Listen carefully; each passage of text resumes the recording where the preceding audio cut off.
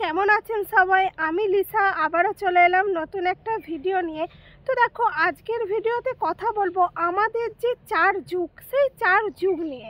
আমরা সকলেই জানি আমাদের 4টে যুগের নাম সত্য, ত্রেতা, দ্বাপর, কলি। কিন্তু জানেন কি, সত্য যুগের পরে হবার কথা ছিল দ্বাপর যুগের। তাহলে কেন হলো সত্য যুগের পরে ত্রেতা যুগ? আজকে এর পেছনের পৌরাণিক কাহিনীটাই তুলে ধরবো।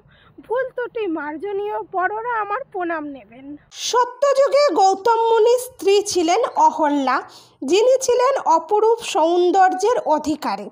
একবার দেবরাজ ইন্দ্র আকাশপথে যাচ্ছিলেন এবং তিনি কুঁড়েঘরের মধ্যে থাকা অপরূপ সুন্দরী মাতা অহল্যাকে দেখতে পেলেন। মাতা অহল্যার রূপে ইন্দ্রদেব মুগ্ধ হয়ে গেলেন এবং মনে মনে মাতা অহল্যাকে পাওয়ার আশা করলেন।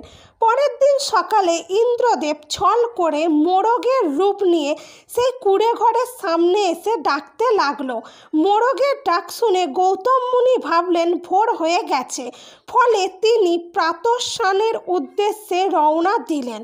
অন্যদিকে তার কিছুক্ষণ পরেই ইন্দ্রদেব পুনরায় গৌতম মুনির রূপ নিয়ে মাতা অহল্যার কাছে গেলেন এবং ছল করে মাতা অহল্যার সতীত্ব হরণ করলেন। এরপর ইন্দ্র যখন ফিরে যাচ্ছিলেন তখন তার দেখা হয় গৌতম ঋষির সাথে।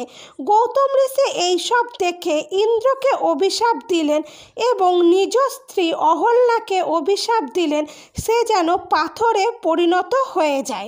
মাতা অহল্যা নিজের শাপ মুক্তির জন্য গৌতম ঋষির কাছে বিনিময় করলে তিনি জানান মাতা অহল্যা তখনই শাপমুক্ত হবে যখন ত্রেতা যুগে প্রভু রাম এসে নিজের পদধূলো ওই পাথরের মধ্যে স্পর্শ করাবে। অন্যদিকে মাতা অহল্যার পুত্র শতানন্দ নিজের মায়ের এরকম দুরবস্থা দেখে অত্যন্ত শোকাগ্রস্ত হয়ে পড়ল এবং নিজের মায়ের শাপ মুক্তির জন্য ভগবান বিষ্ণুর তপস্যা করতে লাগলো। ভগবান বিষ্ণু তার কঠোর তপস্যায় খুশি হয়ে তাকে দর্শন দেয় এবং তাকে বর চাইতে বলে।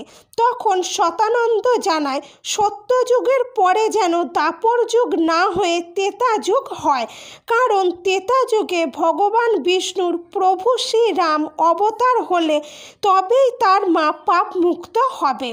ভগবান বিষ্ণু শতানন্দের বর স্বীকার করেন এবং কালচক্রের সময় পরিবর্তন করে সত্যযুগের পর ত্রেতা যুগ নিয়ে আসেন।